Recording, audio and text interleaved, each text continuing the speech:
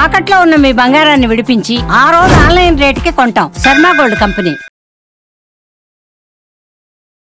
నమస్కారం, మీరు చూస్తున్న సుమన్ టీవీ. నేను మీ కీర్తి. నమస్తే గురుగారు. వాగర్థావివ సంపృక్తౌ వాగర్థ ప్రతిపత్తయే జగతః పితరౌ వందే పార్వతీ పరమేశ్వరౌ. ఆదిత్యాయ చ సోమాయ మంగళాయ బుధాయ చ గురుశుక్రశనిభ్యశ్చ రాహవే కేతవే నమః. శృంగేరి జగద్గురు పీఠాధిపతులకి, కంచి పీఠాధిపతులకి నమస్కారములు తెలియజేసుకుంటూ కార్యక్రమాన్ని ప్రారంభిద్దాం. గురుగారు, నేను ఎక్కడో చదివాను, విన్నాను, మనం డిస్కషన్ చేసుకున్నప్పుడు కూడా చాలాసార్లు మీరు అన్నారు, వైశాఖ మాసంలో ఒక ప్రత్యేకమైన రోజు, చాలా అరుదుగా ఈ సంవత్సరానికి అరుదైన రోజు రాబోతోంది. అదేంటి అంటే ఆదివారం పుష్యమి నక్షత్రంతో కూడుకుందని. ఈరోజు మరి మేమంతా సద్వినియోగం చేసుకోవాలంటే ఎలాంటి దేవత ఆరాధన చేయాలి, ఎప్పుడు చేయాలి, ఎందుకు చేయాలి, ఎలాంటి వాళ్ళు చేయాలి గురుగారు? ఎలాంటి వాళ్ళు ఇన్ ద సెన్స్ అంటే రకరకాల కష్టాలు, ఈతి బాధలు ఉంటూ ఉంటాయి కదా. కొంతమందికి పిల్లలు లేకపోవడం, కొంతమందికి ఉద్యోగాలు లేకపోవడం, కొంతమందికి పెళ్ళిళ్ళు కాకపోవడం, అప్పుల బాధ తీరడం. సో ప్రత్యేకంగా వీరికైతే ఈరోజు చాలా ఉపయోగపడుతుంది, ఖచ్చితంగా మీరు ఈ రోజుని సద్వినియోగం చేసుకోవాల్సిందే అన్నట్టుగా ఉందంటారా? తప్పకుండానమ్మా. అసలు ఈ వైశాఖ మాసం యొక్క విశిష్టత ఏంటంటే ఒక్కొక్క మాసం ఒక్కొక్క దేవతని ఆరాధన చేయమంటే ఈ వైశాఖ మాసము ముఖ్యముగా విష్ణువుని, లలిత అమ్మవారిని ఆరాధన చేయమని మనకు శాస్త్రం చెప్పబడి ఉంది. ఇక గమనించుకున్నట్లయితే ఈ వైశాఖ మాసంలో చేసేటువంటి దానాలు అనంతమైనటువంటి పుణ్య ఫలితాలు ఇస్తాయి. ఎందుకనంటే ఈ భూమి మీద ప్రతి మానవుడు కూడా ఎండవేడితో చాలా కష్టాలు పడుతుంటాడు. మనిషికి కావాల్సింది ఏంది? ఇంత కూడు, కట్టుకోవడానికి గుడ్డ, ఉండడానికి ఒక ఇల్లు. అంటే ఏంటి? మంచి భోజనము, అలాగే మంచి వస్త్రము, అంటే ఎండ వేడిమి నుంచి కాపాడగలిగేటువంటిది వస్త్రము, అలాగే ఆచ్ఛాదనం, చల్లటి స్థితి ఉండేటువంటి ఇల్లు, నీడని, ఇవన్నీ కలిగించేటువంటి ఎవరైతే దానము చేస్తారో వాళ్ళకందరికీ కూడా విష్ణువు యొక్క అనుగ్రహం కలగడం, తద్వారా అన్ని విధాల సుఖ సౌఖ్యాలు కలుగుతాయి. అంటే శాస్త్రంలో ఏదో లక్షల కొద్ది, కోట్ల కొద్ది, వేల కొలది పెట్టి దానం చేయమని ఎక్కడా చెప్పబడలేదు. చాలా సులువైనటువంటి దానములు చేయమన్నది. ఏం చేయాలి? చలివేంద్రములు మనం పెట్టుకోవాలి, అలాగే కంబళి దానం చేయమన్నది, అలాగే తాటి ఆకుతో చేసినటువంటి చాపని దానం చేయమన్నది. ఇది వైశాఖ మాసంలో చెప్పబడినటువంటిది. అయితే ఈ వైశాఖ మాసంలోనే మహానుభావులు ఎంతోమంది పుట్టారు. ఈ వైశాఖ మాసంలోనే మనకు నృసింహ జయంతి వస్తుంది, అక్షయ తృతీయ, అలాగే పరమాచార్యుడైనటువంటి ఆదిశంకర భగవత్పాదుల వారు, రామానుజాచార్యుల వారి జన్మ, గొప్ప గొప్ప సంఘానికి, ఈ యొక్క సమాజానికి మేలు చేసినటువంటి వాళ్ళందరూ కూడా ఈ వైశాఖ మాసంలో జన్మించినటువంటి వాళ్ళే. అయితే ఈ వైశాఖ మాసం, ఈ 2025వ సంవత్సరంలో వచ్చే వైశాఖ మాసంలో అత్యంత శుభమైనటువంటి పుణ్యమైనటువంటి రోజు, అత్యంత అరుదుగా వచ్చేటువంటిది. నాకు తెలిసి ఈ సంవత్సరం అత్యంత అరుదుగా వైశాఖ మాసంలో వచ్చే గొప్పదైనటువంటి రోజు రేపు వచ్చేటువంటి రోజమ్మ, ఆదివారం గురుగారు. ఆదివారము మరియు పుష్యమి నక్షత్రము, విశేషంగా సప్తమి తిథి, భాను సప్తమి అని అంటారు. ఈ యొక్క తిథిని పురస్కరించుకొని కొన్ని పరిహారాలు గనక మానవుడు గనక చేసుకుంటే తప్పకుండా ఎంతో గొప్పదైనటువంటి పుణ్య ఫలితం కలుగుతుంది.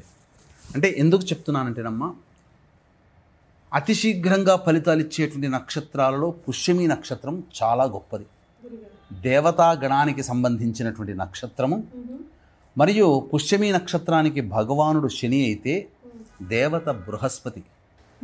అందుకనే పుష్యమి నక్షత్రానికి ప్రారంభం ఓం బృహస్పతిర్నః పరిపాతు పశ్చాత్, బృహస్పతి అనే నామంతో ఈ యొక్క పుష్యమి నక్షత్రం ప్రారంభమవుతుంది. ఈ పుష్యమి నక్షత్రానికి ఉన్నటువంటి గొప్ప విశిష్టత ఏంటంటే పోషించేది. అంటే ఒక తల్లి, ఒక తండ్రి, ఒక రాజు కన్నబిడ్డలుగా ఎలా అయితే ప్రజలని, తన సంతానాన్ని తల్లిదండ్రులు ఎలా పోషిస్తారో, ఈ పుష్యమి నక్షత్రంలో చేపట్టినటువంటి కార్యక్రమాల ద్వారా ఈ నక్షత్రానికి దేవత అయినటువంటి బృహస్పతి ఆ విధంగా ఆ కార్యక్రమాలు చేపట్టినటువంటి పనులన్నీ కూడాను సజావుగా పూర్తి చేస్తాడు. విస్తరించడం గురుగారు, స్ప్రెడ్డింగ్ సజావుగా పూర్తి చేస్తాడు, చేస్తాడు, పోషింపబడతాడు. అంటే ఆ పనిని పూర్తిగా కంప్లీట్ చేస్తాడు అని అర్థం. గురుగారు, ఇప్పుడు పుష్యమి నక్షత్రం అనగానే జనరల్గా ఇప్పుడు మీరు చెప్పారు లలిత అమ్మవారు అండ్ విష్ణుమూర్తి, కానీ మీరు కూడా చాలా సందర్భాల్లో పుష్యమి నక్షత్రం ముఖ్యంగా వచ్చినప్పుడు రావి చెట్టుకి ప్రదక్షిణలు కానివ్వండి, లేదా ఆరాధన చేయడం కానివ్వండి, చక్కెర పోయడం కానీ, పాలు చెప్తారు. ఎందుకు ఆ లింక్ ఏంటి గురుగారు రావి చెట్టుకి పుష్యమి నక్షత్రం? అంటే ప్రధానంగా రావి చెట్టు అనేటువంటిది త్రిమూర్తుల స్వరూపముగా చెప్పబడి ఉంది. కాబట్టి విష్ణువుని పూజించే వాళ్ళైనా, ఈశ్వరుని పూజించే వాళ్ళైనా, లలిత అమ్మవారిని పూజించే వాళ్ళైనా రావి చెట్టు దగ్గర గనక చేసినటువంటి పూజ సత్ఫలితాలను ఇస్తుంది. ఇటువంటి ఆదివారము పుష్యమి నక్షత్రము రావడం చాలా అరుదు. పుష్యార్క యోగము అంటారు. ఈ ఆదివారము రవికి సంబంధించినటువంటిది. తర్వాత ఆ సప్తమి తిథి కూడా ఉండడం చాలా గొప్పది. కాబట్టి ఈ రోజున చేసేటువంటి పూజ కానీ జపం కానీ రావి చెట్టు దగ్గర చేసిన, రావి చెట్టు చుట్టూ నారాయణాయ నమః అంటూ 27 ప్రదక్షిణలు చేసిన, లేదా శివనామ జపం చేసుకుంటూ శివాయ నమః అంటూ 27 ప్రదక్షిణలు చేసి శివాష్టోత్తరమో, లలితా సహస్రనామమో, లేకపోతే ఈ సంబంధించినటువంటి విష్ణు సహస్రనామమో గనక పారాయణం చేసినట్లయితే అనంతమైనటువంటి ఫలితాన్ని కలుగజేస్తుంది. ముఖ్యంగా ఈరోజు చేసేటువంటి పని అతి శీఘ్రంగా నెరవేరుతుంది. వీక్షించేటువంటి సుమన్ టీవీ ప్రేక్షకులు కూడా ఏ సమస్య అనుకున్న సంకల్పం మీ మనస్సులో అనుకుంటే ఆ సమస్య తీరిపోవాలి అని అంటే ఈ రోజున ఇప్పుడు చెప్పబోయేటువంటి పరిహారము చాలా చిన్నగానైనా కానీ చేయవచ్చు. అంటే మనకు సమయం ఇక్కడ చాలా ప్రధానమమ్మ. మీరు ఇంతకుముందు అడిగారు ఏ సమయంలో చేయాలి అని చెప్పి. అమ్మవారి ఆరాధన కానీ అయ్యవారి ఆరాధన కానీ విశేషమైన సమయం అంటూ ఉందా గురుగారు ఈరోజు? ఎందుకనంటే ప్రధానంగా సప్తమి తిథి ఉదయం 7:20 వరకు ఉంది. పుష్యమి నక్షత్రం 9:50 వరకు ఉంది. కాబట్టి ఈ లోపలనే మనం పూజ చేయాలి. పైగా మేషలగ్నము, చరలగ్నము అంటే చేపట్టినటువంటి పని చక చక చక చక సాగిపోవాలి. ఓకే, అంటే ఈరోజు ఏదైనా మంచి పనులను ప్రారంభించండి అంటున్నారా? ప్రారంభించినా మంచిదే. వైశాఖ మాసము శుద్ధము అనగా శుద్ధము మరియు సప్తమి తిథి పుష్యమి నక్షత్రం ఉండడం, అనుకున్నటువంటి పని పూర్తి తొందరగా అయిపోవాలనుకునేటువంటి వాళ్ళు ఉదయమే సూర్యోదయం 5:54 ప్రారంభమవుతుంది. కాబట్టి సూర్యోదయానికి ముందే లేచి కాలకృత్యాదులన్నీ తీర్చుకొని 5:54 కల్లా విష్ణు ఆరాధన చేయండి. ఎలా? విష్ణు ఆరాధన అన్నప్పుడు చక్కగా ఉదయిస్తున్నటువంటి సూర్యుడికి నమస్కారం చేసి సూర్యాష్టకం 6 సార్లు చదివి 11 సార్లు సూర్యునికి అర్ఘ్యం ఇచ్చిన తర్వాత ఇంట్లోనైనా కానీ లేదా తులసి చెట్టు దగ్గరనైనా కానీ ఆవు నేతితో దీపారాధన చేసి విష్ణు సహస్రనామ పారాయణం చేయడం, ఈ విధంగా చేయాలి. ఈ విధంగా చేసినటువంటి వాళ్ళకి విష్ణు అనుగ్రహం వలన చేపట్టినటువంటి పని తొందరగా అవుతుంది. ఈ రోజున ఇంకొక విశేషం ఏంటంటేనమ్మా, చాలామంది ఈ యొక్క శ్వేతార్క గణపతిని పూజ చేస్తారు. కాబట్టి శ్వేతార్కం అంటే దాదాపుగా 25 సంవత్సరాలు వయసున్నటువంటి వృక్షంలో ఆటోమేటిక్గా గణపతి ఆకారంతో తయారవుతుంది. ఇప్పుడు మార్కెట్లో దొరికి అమ్మేటివి ఏవి కూడాను సరైనటువంటివి కావు. కాబట్టి ముందు రోజే వెళ్ళి సాయంకాలం కల్లా సూర్యాస్తమయం కన్నా ముందు రోజు వెళ్ళి ఆ జిల్లేడు చెట్టుకి నమస్కారం చేసుకొని జిల్లేడు యొక్క కాండమును కానీ వీలైతే దొరికితే వేరుడు కానీ తెచ్చుకొని చక్కగా శుభ్రపరిచి ఉదయం సమయంలో ఉదయిస్తున్నటువంటి సూర్యునికి సంబంధించి ఒక్కసారి ఆచ్ఛాదన చూపించి అప్పుడు ఇంట్లో ఆ కాండానికి కానీ ఆ వేరుకి కానీ చక్కగా పూజా మందిరంలో పెట్టుకొని జిల్లేడు ఒత్తులతో 5 ఒత్తులతో దొరుకుతాయా గురుగారు? షాపులో దొరుకుతాయి. జిల్లేడు ఒత్తులని విప్ప నూనెలో వేసి 5 ఒత్తులతో దీపారాధన చేసి గణపతికి మూలమంత్ర జపం, దాని ముందు ఎదురుగా కూర్చొని గణపతి మూలమంత్ర జపం ఓం గం గణపతయే నమః. ఓం గం గణపతయే నమః అనాలా గురుగారు? గణాధిపతయే నమః అనాలా? ఓం గం గణపతయే నమః అంటే చాలు. ఈ విధంగా 1008 సార్లు చేసి చక్కగా జపం చేసి మనస్సులో ఓం గం గణపతయే నమః అనుకుంటూ ఆవు పాలతో చక్కగా అభిషేకం ఆ వేరుకు కానీ లేకపోతే కాండానికి కానీ చేసి తదనంతరం ఆ ఇంట్లో స్థిర లగ్నం ఎప్పటి నుంచి 6:30 నుంచి 8:30 వరకు ఉంటుంది వృషభ లగ్నం. కానీ 7:20 వరకు మాత్రమే సప్తమి తిథి ఉన్నటువంటి కారణం చేత అప్పుడు మీరు ఆ సమయంలో 7:20 లోపల 6:30 నుంచి 7:20 లోపల ఈ సంబంధించినటువంటి చెప్పబడినటువంటి వినాయకుడి సంబంధించినటువంటి శ్వేతార్కం ఉంది కదా, ఆ పూజ అప్పుడు చేసుకోవాలి. చేసుకొని ఇంట్లో పూజా మందిరంలో కానీ పెట్టినట్లయితే ఆ గణపతి స్థిరంగా ఆ ఇంట్లో ఉంటాడు. అంటే చరలగ్నంలో సంపాదించి పెట్టుకొని తెచ్చుకున్నటువంటిది మూలమంత్ర జపం అప్పుడు చేసి 5:54 నిమిషాల నుంచి 6:34 నిమిషాల వరకు ఓం గం గణపతయే నమః అనేటువంటి నామాన్ని జపం చేసి అప్పుడు 6:30 నుంచి 7:20 మధ్యకాలంలో ఆ వేరుకి ఆ శ్వేతార్క అనగా జిల్లేడు చెట్టు తెల్ల జిల్లేడు కూడా కాదు, తెల్ల జిల్లేడు వేరుకు కానీ కాండానికి కానీ పూజ చేసి, లేదా శ్వేతార్క గణపతి దొరికితే ఆ గణపతికైనా కానీ అభిషేకము పూజ అర్చన చేసి 7:20 లోపల పూజా మందిరంలో స్థాపితం కనుక చేసుకుంటే ఆ ఇంట్లో లక్ష్మీదేవి స్థిరంగా ఉంటుంది. ఇక ఆ రోజు నుంచి ఆ మానవుడు చేపట్టినటువంటి పనులకి ఎటువంటి ఆటంకాలు ఉండవు. ముఖ్యంగా ఇటువంటి ఆదివారము అమావాస్య, సరే ఇవన్నీ మాకు దొరకవండి, సాధారణంగా మేము చేసుకునేటుంటాం, పూజ చేసుకుంటాం అనేటువంటి వాళ్ళు కూడాను ఏ విధంగా పూజ చేయొచ్చు? ఈ రోజున లలిత అమ్మవారిని పూజ చేయొచ్చు. ఏ విధంగా పూజ చేయాలి? అలాగే చెప్తానమ్మా. లలిత అమ్మవారిని, అలాగే ఈ సంబంధించినటువంటి ఈశ్వరుని కూడా ఆరాధన చేయొచ్చు. వీక్షించేటువంటి ప్రేక్షకులకి గమనిక, ఈ యొక్క వైశాఖ పౌర్ణమి పితృదేవతలకి మోక్షాన్ని ప్రసాదించేది. మోక్షాన్ని పొందని ఆత్మలు మీ కుటుంబంలో అంటే ఉన్నాయనుకోండి, ఎలా గుర్తుపట్టుకోవాలి?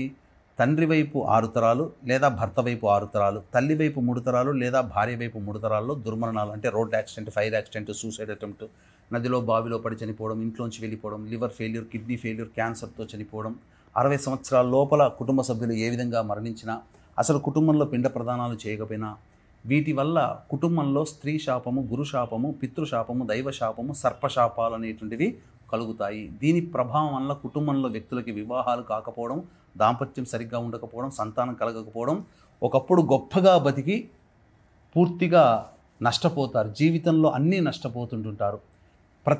ప్రతిదీ కూడా సమస్యగా ఉంటుంది. కాబట్టి ఇటువంటివి మీ కుటుంబంలో మీ లక్షణాలు ఉన్నాయంటే, ముఖ్యంగా పిల్లలు జూదము లాంటి సమస్యలతో బాధపడుతుంటారు, అంటే బెట్టింగ్ వ్యాపారాల్లో మునిగిపోతుంటుంటారు, డబ్బుని అనేక కారణాలుగా నష్టపోతుంటారు.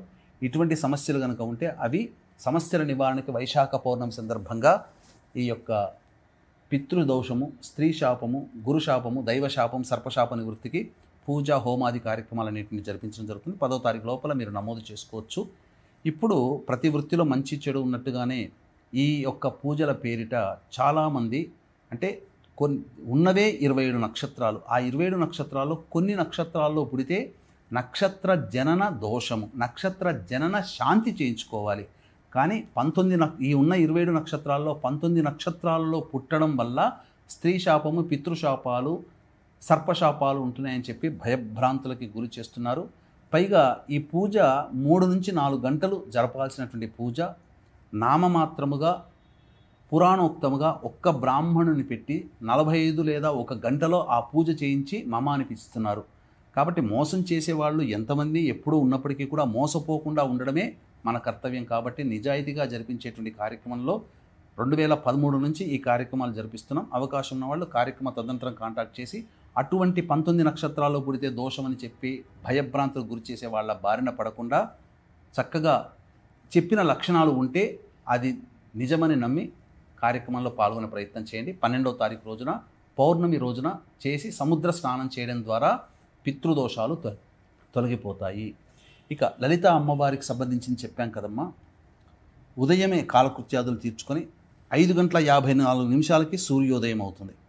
ఆ సూర్యోదయం సమయంలో లలిత అమ్మవారి చిత్రపటానికి వేసి ఎర్ర జిల్లేడు లేదా తెల్ల జిల్లేడు దొరికితే చాలా మంచిది. తెల్ల జిల్లేడు పూలమాలని అమ్మవారికి వేసి లలితా సహస్రనామ పారాయణం చేసి పులగం నైవేద్యంగా పెట్టాలి. ఓకే. విష్ణువుకి సంబంధించి తులసీమాల వేసి విష్ణు సహస్రనామ పారాయణం, ఈశ్వరుడికి సంబంధించి చెప్తానమ్మా. తెల్ల జిల్లేడు పూల ఈశ్వరుడికి వేసి అప్పుడు ఈ యొక్క శివ సహస్రనామ పారాయణం చేయాలి.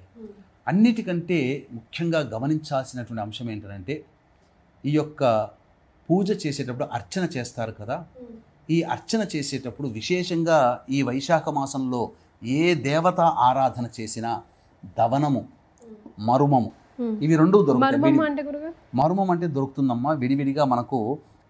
ఇప్పుడు చెప్పాలి అంటే ఎక్కడ పూజ సామాగ్రిలో దొరుకుతుంది, కానీ చాలా రేరుగా దొరుకుతుంది. ఎందుకంటే నేను ఈ మధ్యనే దవనంతో కూడా ఇంట్లో ఒక పూజ చేయడం జరిగింది.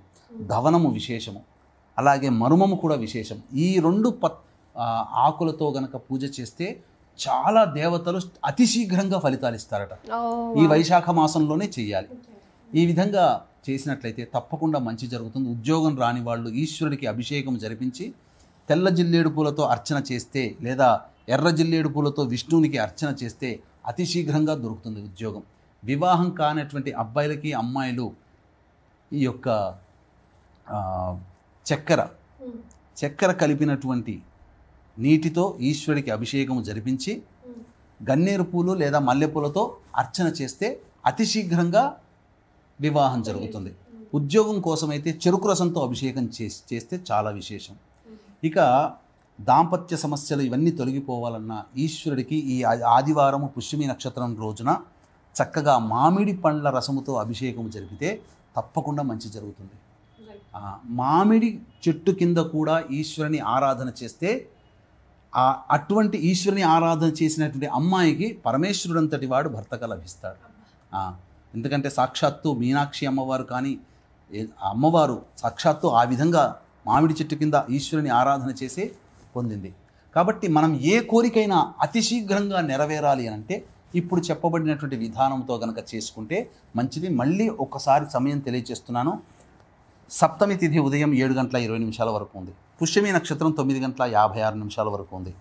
కాబట్టి 5:54 నుంచి 6:30 వరకు చరలగ్నము. కాబట్టి మీరు ఏ దేవత ఆరాధన చేయాలనుకుంటున్నారో ఆ దేవతా చిత్రపటానికి పూలమాల వేసి ఆ దేవత ఆరాధన చేసి చక్కగా అభిషేకము, పూజ ఇవన్నీ కూడా అనగా నామజపం చేసి స్థిర లగ్నము వృషభ లగ్నము 6:30 నుంచి 8:30 వరకు. అయితే 7:20 వరకు సప్తమి తిథి ఉంది. కాబట్టి ఉదయం 6:30 నుంచి 7:20 మధ్యకాలంలో పూజ జపము చేసి నైవేద్యం పెట్టండి. స్థిర లగ్నం చేయడం వల్ల మీ కోరిక అతి శీఘ్రంగా నెరవేరుతుంది అని చెప్పడంలో సందేహం లేదు. రైట్. సో విన్నారు కదా, ఈ వైశాఖ మాసంలోనే అత్యంత ప్రత్యేకమైన రోజు ఆదివారం పుష్యమి నక్షత్రంలో, అది కూడా భాను సప్తమి రోజు రావడం.